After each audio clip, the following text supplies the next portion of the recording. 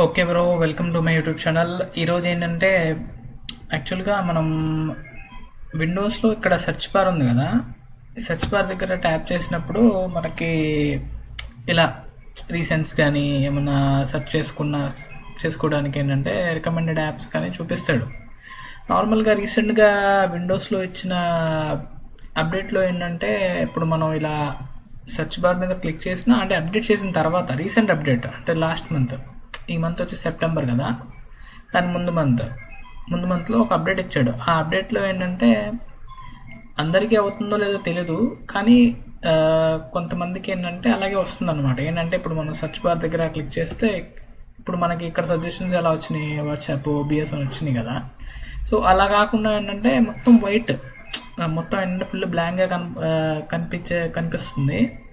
Plus ఏమన్నా మనం type చేసినా కూడా ఏంటంటే అసలు ఈ కింద ఇక్కడ ఇప్పుడు ఫర్ ఎగ్జాంపుల్ జేఎస్హెచ్ జపాన్ అని ఉంది కదా, మళ్ళీ రికమెండేషన్స్ కానీ వెబ్ సెర్చ్ చేసి పైన ఆల్ యాప్స్, డాక్యుమెంట్స్ ఇవన్నీ ఏం చూపించట్లా.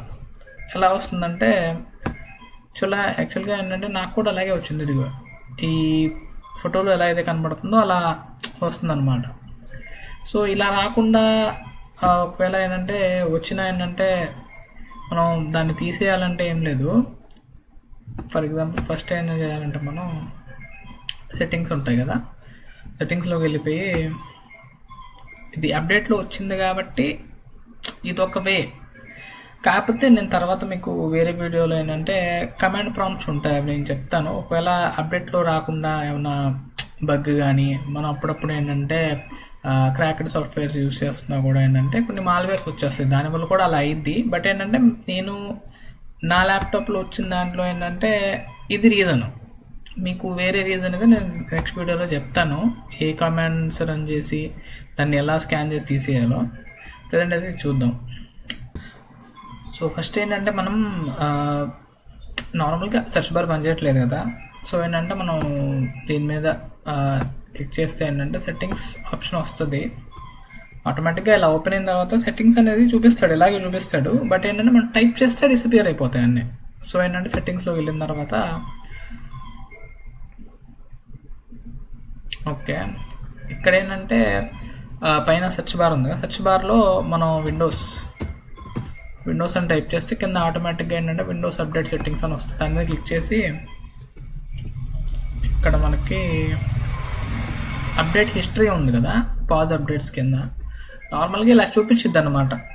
ఒకవేళ కొత్త అప్డేట్ ఏమన్నా వస్తే అది మీరు అప్డేట్ చేసేసుకోండి. ఒకవేళ ఆ ప్రాబ్లం వస్తే లేదు నార్మల్గా అప్ టు డేట్ అని చెప్పేసి చూపించిద్ది మీకు. ఒకవేళ అలాగే నేను అన్ఇన్స్టాల్ చేశాను కాబట్టి నాకు అలా చూపించట్లా. మీకు ఒకవేళ ఏంటంటే ఆల్రెడీ అప్ టు డేట్ అని చూపించిద్ది, మీరు ఆటోమేటిక్గా ఇన్స్టాలింగ్ ఆన్ చేసి ఉంటే మాత్రం.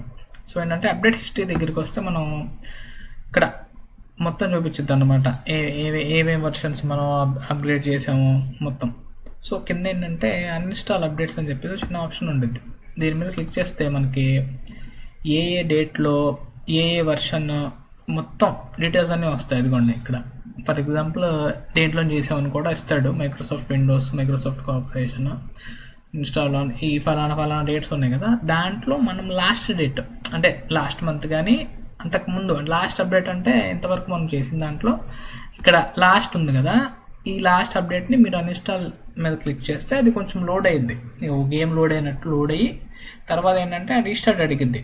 రీస్టార్ట్ నౌ అని చేయాలో లేకపోతే రీస్టార్ట్ తర్వాత చేయాలో అదేంటంటే మీకు అవసరాన్ని బట్టి చేసేసుకోవచ్చు. ఛార్జింగ్ ఉండాలి, ఒక 50% ఛార్జింగ్ ఉండాలన్నమాట, లేకపోతే ప్లగ్ఇన్ చేసినా చేసుకోవచ్చు. రీస్టార్ట్ కొట్టిన తర్వాత మీకు నార్మల్గా ఏంటంటే ఇంకా స్టార్ట్ బటన్ ఇప్పుడు నాకు ఎలా అయితే వస్తుందో మీకు కూడా అలాగే వచ్చేది. ఫర్ ఎగ్జాంపుల్ ఇలా నార్మల్